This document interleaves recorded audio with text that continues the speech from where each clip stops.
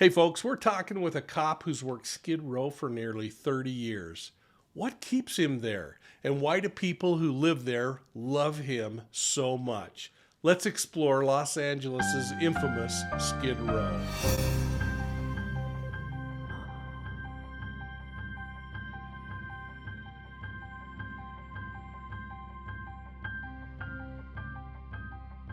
Well, hey everybody, welcome to Profiling Evil. You know, much of today's video is taken from February's choir practice live that happened a few days ago. If you joined choir practice, you might want to skip this video and check out some of the other content. But otherwise, sit back and enjoy the conversation that retired FBI agent and profiler Mark Safarik and I had with Officer Deon Joseph. And make sure you're hitting that like and subscribe button. Skid Row is a neighborhood in downtown Los Angeles, a place officially known as Central City East. This area is home to about 15,000 homeless people, and it's been known for its condensed homeless population since way back to the 30s. It has long before been the target of police raids, city initiatives, and homeless advocacy. The size is amazing to me, covering 50 city blocks just east of downtown Los Angeles. Now, some of you might be a little troubled by my use of the term Skid Row, but that's exactly what it's called. The term comes from an old logging term, where loggers would transport their logs down to a nearby river, sliding them down a road made from grease skids. The loggers then would wait and catch a ride back to the top of the hill. But over time, the term Skid Row became synonymous with places where people with no money or nothing to do gathered. Today, it's a generic term for a depressed place within a city. Today's Skid Row in Los Angeles is made up primarily of African Americans, who represent about 40% of the population. The next biggest population is whites at 22%. The Asian and Hispanic races each have about 15% each.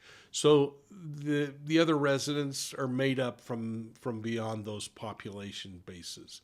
50% of Skid Row are Californians, with the rest coming from other places around the country and across the world. Hey, it might even surprise you to know that Skid Row is home to many artists, spotlighted by a local group called the Los Angeles Poverty Department. There are a lot of positive things happening in Skid Row, but there also are negatives. In 2006, for instance, nonviolent arrests and citations were 69 times more likely to happen there than anywhere else in Los Angeles. More recently, just in 2019, crime numbers were so high that over a 3-month period of time, including violent crimes, there were more than 1,000 crimes. And that's where tonight's guest, Officer Deon Joseph, comes in. We're going to cut over to that interview with him. And Dion, welcome to Profiling Evil Choir Practice. It's so good to have you back with us. Well, thanks for having me. I'm so glad to be back again. It's been a long time. It's great. And you and Mark have had a chance to say hello, and we're going to just have like free scripted chatter, but we got to start right off the bat. What on earth does choir practice mean from a guy in the hood from your police department? Well, for me, that statement kind of means people of like minds talking about the same issues and coming up with the same solutions in their own silo. And that's an issue because what has to happen is when you talk about choir practice, you do nothing when you're practicing amongst like-minded people. Nothing changes. We just all sit there and agree and shake hands and go have a beer. But when we become amplified voices and practice those in the public square, and I'm talking about individuals who are actually touching the issues like first responders, military, who are touching the ground level. When we do it, we can help guide the public who have gone too far left and too far right and bring them to the center so we can make better decisions on how to help society. So that's what it means to me. That's awesome. You know, and I think back, Mark, Joseph Wambach, former LAPD officer and became an author, actually in one of his books, wrote about choir practice. And it was a group of, I think, about 10 rookie officers who were going through their rookie season in the PD. And after the shift, they would get together and they would talk about the kinds of things they experienced, and the emotion they experienced. They had to complain about their bosses, obviously. But yeah, I mean, look back in your career. What was choir practice for you? I mean, having been a cop before I was an agent, even when I lecture to law enforcement, I always talk about I was an FBI agent with a cop's mentality. For me, it's always been about sort of this tribal wisdom, that is shared among individuals who are dealing with the same difficult issues on a daily basis. And you learn from one another. You learn about the issues that they deal with, they learn about the issues you deal with, and then how do you address those issues, and how do you fix things, and how do you solve things. And you learn information from, I mean, I've done this so many times, in the bureau, these kinds of conversations with other individuals who give you a different perspective. For me, that's the choir practice, and I mean, it's a great way of learning and developing yourself. That's awesome. Dion, you've been a police officer for a couple of decades, if not 25 years, and you have an incredibly unique job nowadays. Why don't you tell everybody a little bit about your background and how long you've been doing this? Well, I got 28 years on in my agency. I can't say what agency that is, but it's somewhere in the Los Angeles area. And I work in a place called Skid Row. 28 years. I'm getting close to 2 more years from being what I call a triple OG, 30 years. But I've been working in my agency for 28 years. Started off at Venice Beach, palm trees, beautiful lady, Sunday afternoon. Then I ended up getting kind of a shock to my system when I got transferred to Skid Row when I got off probation. And there is where I found my true calling initially after having an aversion to it, realizing or feeling that I could not change it. But then after seeing true, genuine injustice, not the woke definition of injustice, but real marginalized individuals being victimized on a routine basis and getting no justice, I found my calling. And for those of you guys who don't know who Skid Row is, and please cut me off if I'm going too long because I get passionate about this. Skid Row is a recovery zone, and it's in the city of Los Angeles, and it has about 50 blocks, 108 programs designed to help the homeless with multiple issues. I mean, drug counseling, alcohol addiction, housing, shelter, domestic violence, you name it, it's there.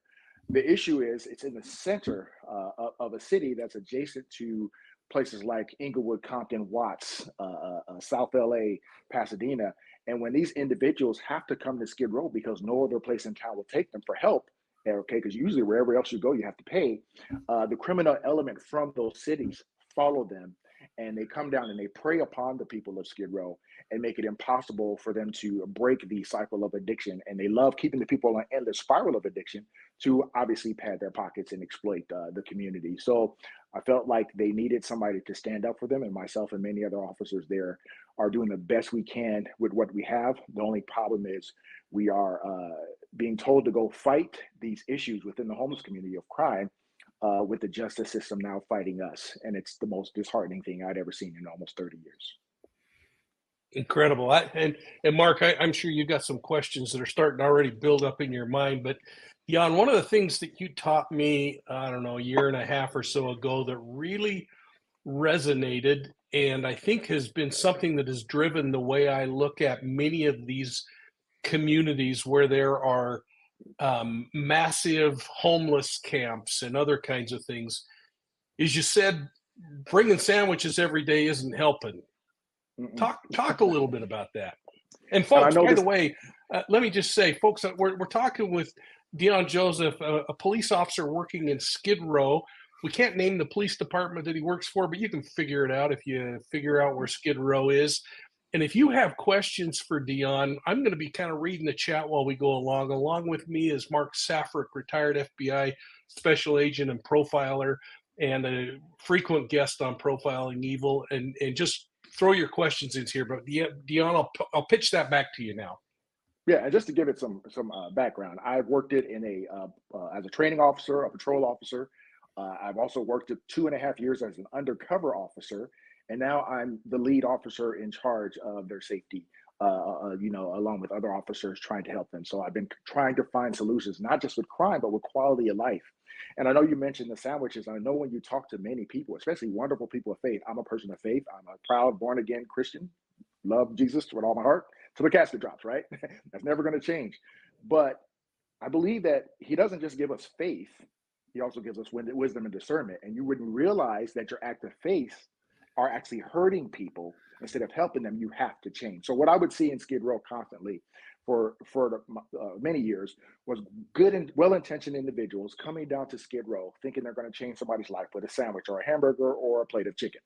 And it didn't work. It actually made the area worse. Here's how. There are 5 shelters in the Skid Row area, right?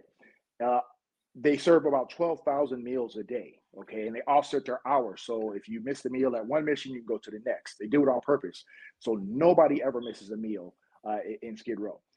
They also give out clothes, as needed in Skid Row. So you'll never see anybody naked in Skid Row or starving. But what happens, we have people who come into Skid Row with a 30,000 foot vision of what Skid Row is based on what someone told them.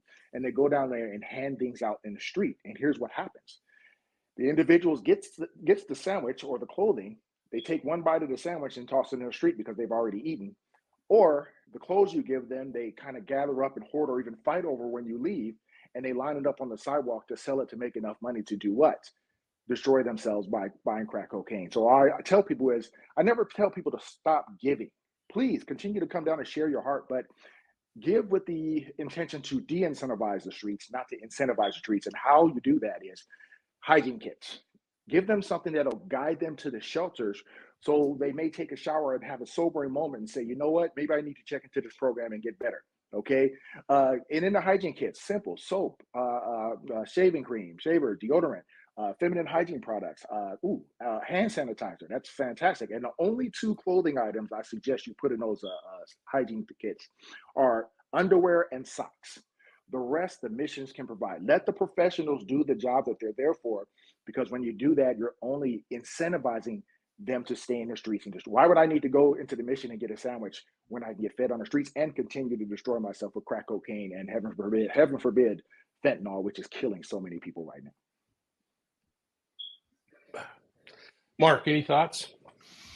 Well, I just think it's such a multifaceted problem. I know, having worked a lot of cases in the Los Angeles area with the LADA's office and LAPD RHD, and I've been down there for trials many times, staying down in that area, and it's tough. I mean, it's a multidimensional problem, and I think I'm not sure how you address the mental health concerns and mental health issues. Those kinds of issues need attention on a daily basis.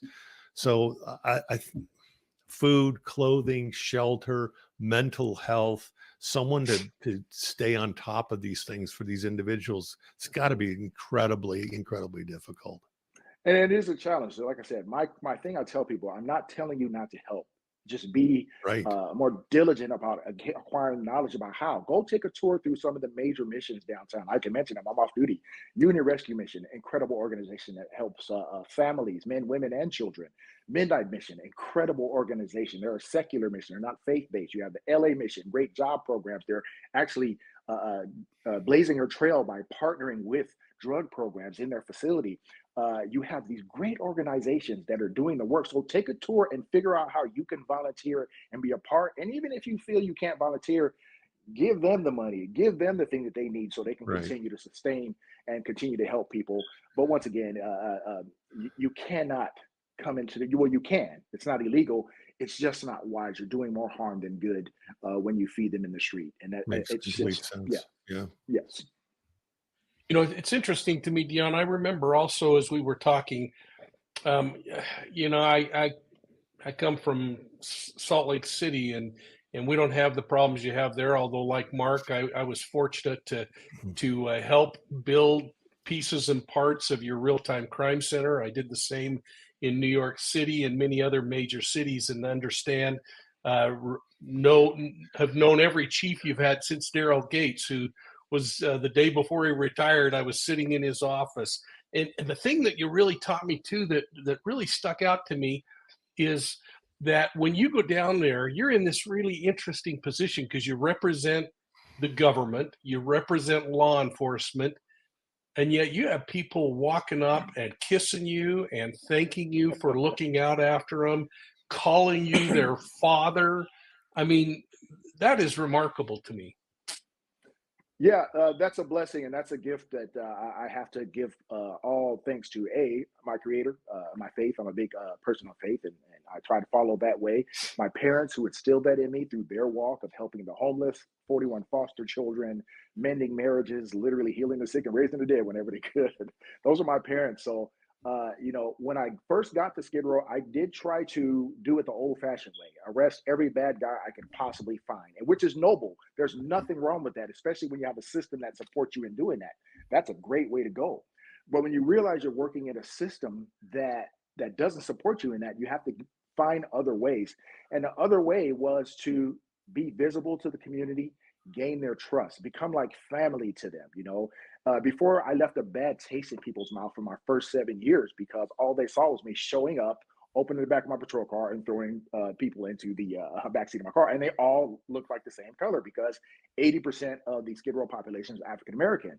So the perception was I hate Black people, which is wrong. Wow. I love being Black. It's beautiful. I don't want to change anytime soon. But I knew what these individuals were doing, but because I didn't have time as a patrol officer to stop and explain myself as to why I'm doing this for you, not to you, it left a bad taste. So when I became a lead officer and promoted as the main liaison, something told me to just get out, walk the beach, stop arresting for a second, and get to know the people. And I started talking to people, and you find out there's a silent majority in Skid Row who actually want to support you.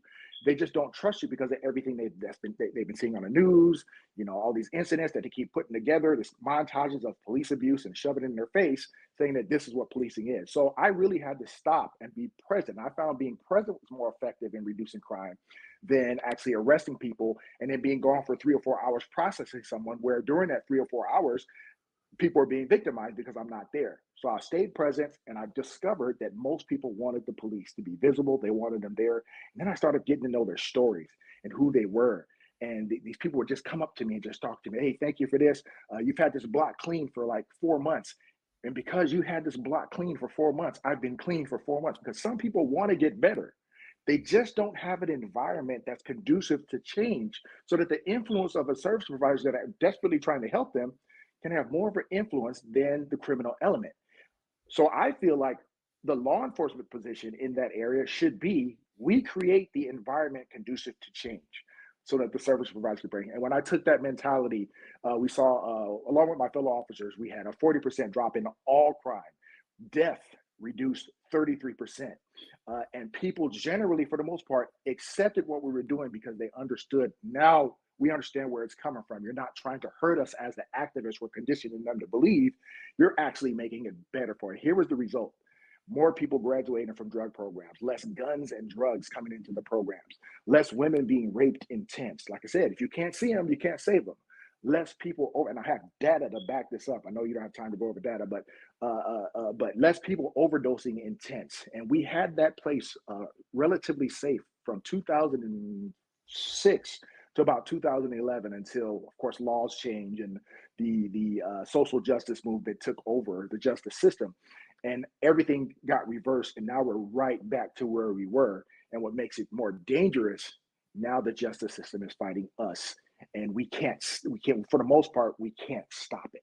We can't put that violent suspect in jail for a long enough period of time for the community to feel a sense of relief. We can't put those drug dealers away for a long enough period of time to at least deter some of them from the activity. And as a result, it's really trying on the homeless. And now fentanyl is just killing so many people.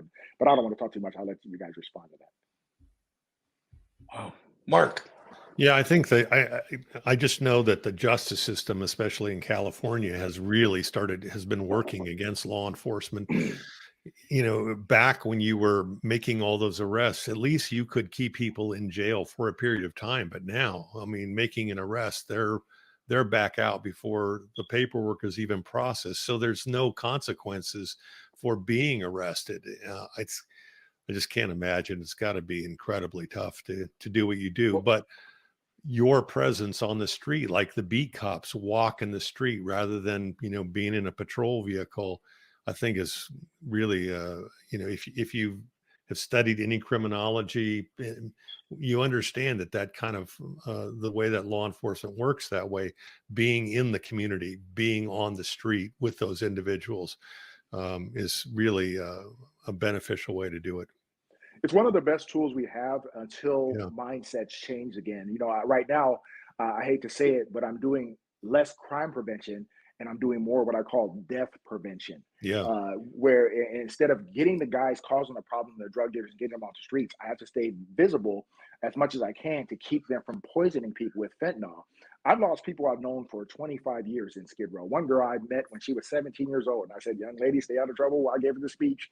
And she finally got housed after 17 years, and she ended up overdosing in the hotel. She just got housed and overdosed on fentanyl.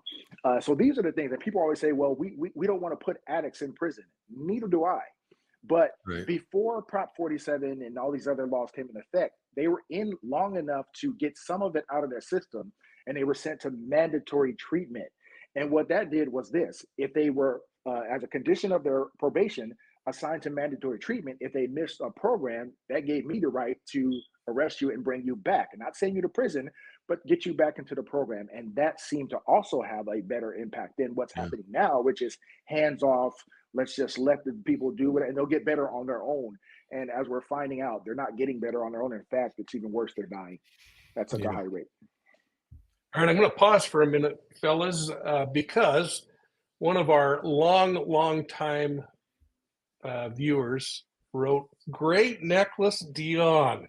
What does it represent?" So tell us a little bit about that, Dion. All right. Well, several years ago, as a African American, I always wanted to know what I was. I knew who I was. I'm Deon Joseph. I'm a good guy. I try to be the best guy I can be. But I got tired of going to parties and everybody telling me their backgrounds, and I was like, I don't know. I'm from America, right? So what I did was a DNA check, and I discovered that I was from Nigeria, the Congo, Cameroon, and all these great places. I think I'm 1% Swedish. I don't know how that happened, but we're figuring that out.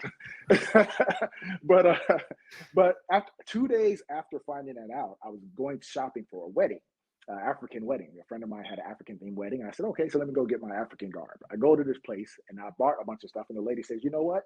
You look like a leader. And I was like, I don't know how you know that, but she said, no, seriously, here, I want to give you this for free. So she gave it to me. And I said, wow, this is beautiful. She said, where? She said, it's from West Africa. She says it means one who provides direction. And I've been wearing this ever since. I'm so proud of that connection. Making that a connection, and then getting this to kind of like pay homage to my ancestors. Yes. That is fantastic. I love the 1% comment too, because when all the DNA testing came out, my wife immediately sent in her DNA, and it came back saying that she had Viking blood in her, and she was just convinced she didn't. So she did like 4 other tests until she could confirm, and she determined that it was wrong. So she sent a note to Ancestry, and they responded and said, no, the better and the bigger our database gets, the more accurate we are. You're not Viking, but keep the tattoo anyway. I was just joking with my wife the other day. I said, baby, we're all in mixed marriages. That's exactly right. Well, I know I'm a half Viking, so I'm half Norwegian, so I know that's Awesome. true. You got the height for that one, brother. So, Dion, another thing that I thought was really interesting, and maybe you could speak to, because it troubles so many people. I'm going to kind of make it a 2-part question with a comment, hopefully.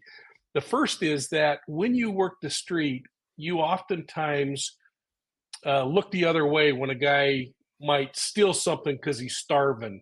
And somewhere down the road, that person becomes someone that will give you a little information back that you can create something bigger on. Talk a little bit about how you determine when something kind of reaches that threshold that you have to really do something about, knowing what the condition is out there and the chances of rehabilitation in some of these cases. And then I'll come back with my second question. Well, for me, I never looked the other way, but how I tried to change hearts and minds is when they did come into my custody, I tried to counsel them. I did some out of the box things. I put personal poems that I wrote inspiring them, information about drug programs inside and outside of Skid Row. But for me, letting you go was not helping you. That was just my way, a different way of doing it. Now it's different to the extent to where it's not looking the other way, but because crime is so out of control to a large degree, and you also have less resource to deal with it, you kind of have to uh, uh, uh, be very, very selective in what you do or don't. Some people will get mad at some cops and say, "Well, why didn't you arrest that guy smoking a crack pipe over there on Fifth and Main?" Well, because if I do, I'll be out of the field for 4 to 5 hours, and probably 8 if he's sick, and I won't be there to stop the stabbing or the rape.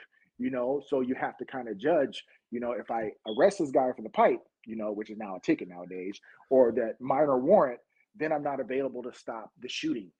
We've had several mass shootings in Skid Row. We've had just cold-blooded killings.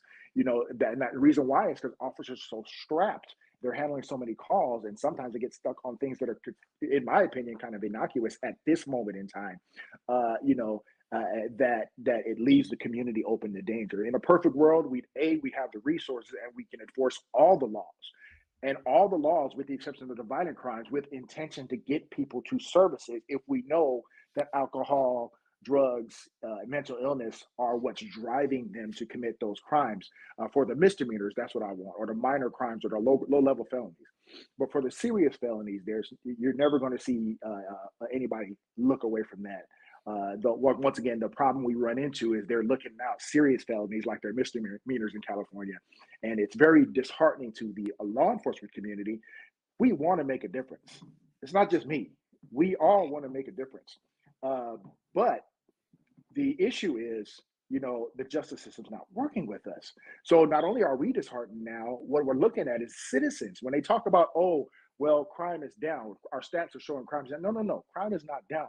It's just citizens have started to give up hope because you've called the officer for this trespass suspect and it's taken them 90 minutes to get there. That's why it seems like, and I know this is true because I handle community meetings.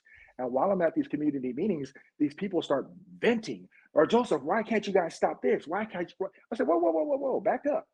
You got my number. Why haven't you called me? Well, because we know there's not much you guys can do. And it's really, really sad. You guys arrest the guy for a stabbing, and next thing he's out the next day, or his crime has been downgraded to a low-level crime. So now the community's losing help, and now they're not even reporting crime anymore. So people have to understand we do have to, and it's unfortunate. Sometimes we do have to kind of pick and choose our battles to a degree. Yeah, I popped this up. Michelle Morris, I call her my in-house counsel attorney from Texas, who is just a great friend. And by the way, fellas, if you ever get a chance, and anyone listening out there, go back and listen to a video I did with Michelle. It's called "A Serial Killer Read Bedtime Stories to Me." And Michelle's father was a Texas Ranger who, when she was just a little toddler, little tiny girl, happened to have a serial killer out from jail, showing him the places where he'd buried some bodies. And it was so late at night, he told his wife, "Hey, I got to grab this guy something to eat." And she said, "You stop by the house and let's feed him." And so he stopped and he had him out on the front porch. And her mother said, "You will not feed this man out on the front porch." So he brought him in the house. These are the old days. And fed him dinner. And she walked in very brazenly and climbed up on his lap with a book and said, "I need you to read me a storybook." So she had a serial killer read to her. And Safarik will talk about that in detail. But she threw a question out, and I'm going to have you end with this, Dion, because you've had a death in the family. Thanks for taking time, and God bless your family as you go through this difficult time. But Michelle's question was pretty simple and really difficult. Are the resources available and you're lacking funds for Skid Row, or are there things you really need and you don't have the money for it? The biggest things we need, in my opinion, public safety is the cornerstone of anything you want to do. If you want to build a stadium and you want hundreds of thousands of people to come down and see the Lakers or a show, it has to be safe to be able to do it, for people to be able to come. They're not going to come if it's not safe. And it's the same thing for places like Skid Row that we dub a recovery zone. Safety is the cornerstone. So I think that one of the most important facets of making people's lives better is making sure you have a fully staffed and fully supported law enforcement agency that's not just supported by command, which for the most part, I got to say, I have some great leaders that I work for, but also by the upper echelons of our system.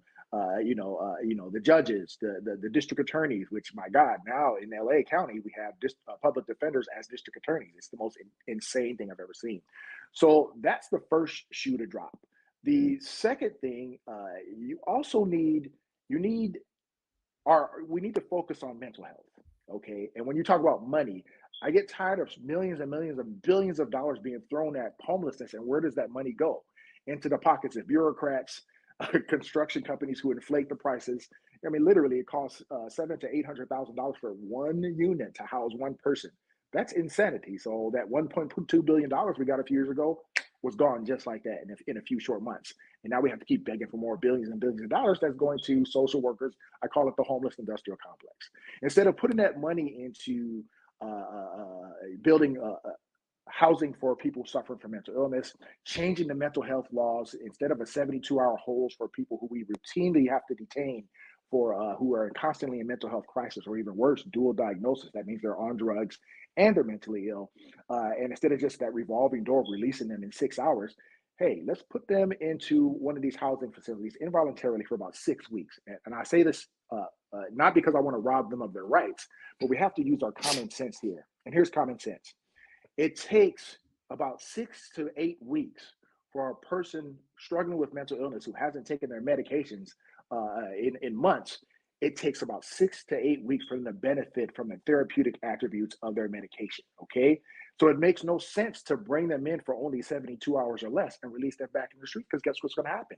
I'm going to find them on top of a building again and have to talk them down and bring them back to you again. And once again, that's another tax on our resources, but you're not helping the problem. So I say this, it should be 6 to 8 weeks for several reasons. One, you got to medicate them, stabilize them. Okay. Two, you have to detox them, because many of these individuals are on drugs too.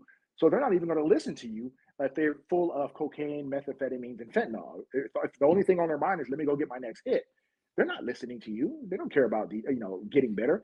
And thirdly, you have to streamline the process. See, a lot of these things aren't necessarily solved with money. They're solved with common sense.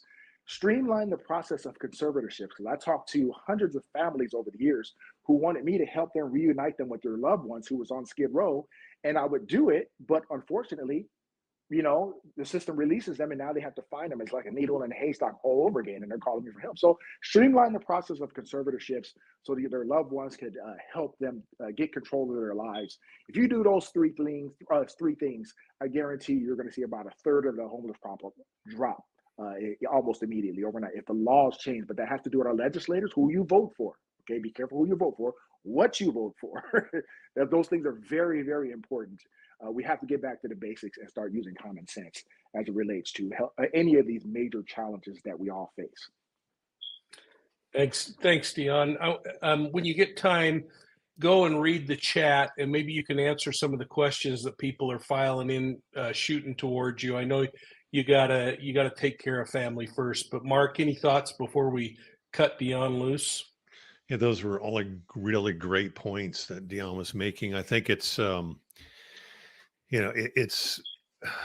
it's such a difficult problem, and you have to have people that want to get help, because I'm sure there are a lot of people who don't want to get help, and some of them that are addicted and have mental health issues, they don't even know that they want to get help.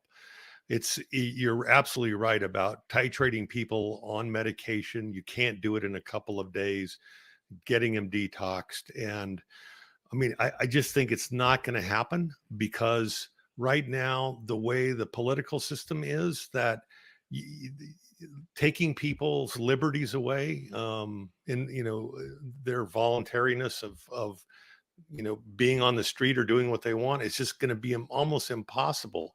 I mean, you're absolutely right. 6 to 8 weeks to get a lot of these people straight, but the way the system is now, we can't even keep people, in overnight for serious crimes. But, Yeah. taking their liberties away for 6 to 8 weeks, even though it would benefit them, I think is just a really, really tall ask. Yeah, it really is. And when I say 6 to 8 weeks, even if it was just six, look, I'm not talking about taking their rights away and putting them No, in of course not. Right. insane asylums, because we know the insane asylums back in the 60s said those were cruel, inhumane places. But the mistake we always make when something goes wrong is we throw the baby out with the bathwater instead of fixing the bathwater so we can bathe the baby, right? So they threw the Right. baby out with the bathwater, and that's the problem. No, just fix it. Just do a little reorganizing, restructuring, and I don't want to take away somebody's freedom for the rest of their lives, but just you wouldn't let a triple bypass patient off of a operating No. table. You wouldn't let him go home the next day, would you? But Absolutely that's not. the way. But that's the way it would be pitched. I mean, that's the Yeah, what people would say. You're I know. taking their rights away from them, even though you're absolutely right. This is what they need to get straight. Yes, and we're talking about civil liberties groups. You know what the funny thing is? There was a point where I talked to a few civil liberties groups. I won't mention the group where they were like, "We absolutely agree with you, but it's our leadership." See, Yeah, a lot of them know that we're right in what we're saying, of but it course. can't go against the grain. And as long as those, and I'm not going to say they're cowards, it's called survival mode. They got to survive. You're right. This problem is going to persist until more people get hurt. Like I said, I'll say it's gotten bad, but it hasn't gotten bad enough yet. Yeah, And so I guess I hate that we have to wait till it gets bad enough yet. I don't want that. I want Americans and legislators to come together, listen to first responders, firefighters, law enforcement officers who are on the street, and give them the freedom to tell you what we're seeing every day so you can make decisions based on that, not based on ideology. Because I feel like, we're basing too much policy on theory and ideology that's proven to fail instead of sitting back and saying, you know what, we're not doing this right. Let's bring all the true experts to the table, the people who are touching it, and let's see what they have to say and then make policy from there. I hope at some point we can do that before we actually lose not just my state where I'm at, but our entire nation. It seems like it's just sliding off of a cliff. And I yeah, shudder to think what it's going to look like maybe 10 years from now. yeah. Yeah. But I mean, it's crisis that drives these, these programs. It's going to have to be a crisis before somebody does something right. And even then, you reach a crisis point, and what they do may not be, may look good, to the public outside, but what is it really going to be effective? And you Who would think knows? fentanyl, right? Fentanyl, with so many people dying from fentanyl, you would think that would be the crisis to wake people up. But there are days where I'm so disheartened by that I get into that dark place in my head. It's like maybe this is their way of solving homelessness, to Yeah, let them die. I don't want to believe that. I don't want to believe that that's the true nature of individual policymakers, which I don't believe it. But there are days where I'm sitting in my patrol car and I'm seeing people dying. I'm resuscitating people and bringing them back to life, and I'm going, "Is this the plan?" And of course, I don't want to believe that, but it just almost feels like someone's profiting off of this pain, because there's no way any logical, caring group of individuals would allow this to happen for so long without doing something yeah, to change true. it or modify Absolutely it. true. Yeah. Well, thanks for watching this episode of Profiling Evil. I really appreciate your support. I hope you'll hit that like and subscribe button and that you're going to give us those thumbs up and all of that before you sign off. And please share us with your friends. Make sure that you're logging your comments down below so that people can converse back and forth with you, and I hope you with others. And make sure you're checking out Profiling Evil on Facebook, Instagram, Twitter, and of course here on YouTube. And if you'd like to receive our digital newsletter, it's called The Bolo, be on the lookout. Go to profilingevil.com and sign up. It's the only way you're going to get the digital newsletter, The Bolo, by signing up at profilingevil.com. And don't forget about our podcast, folks, which you can find anywhere on your favorite podcast platform. Hey, thanks again, and we'll see you all soon at the next crime scene.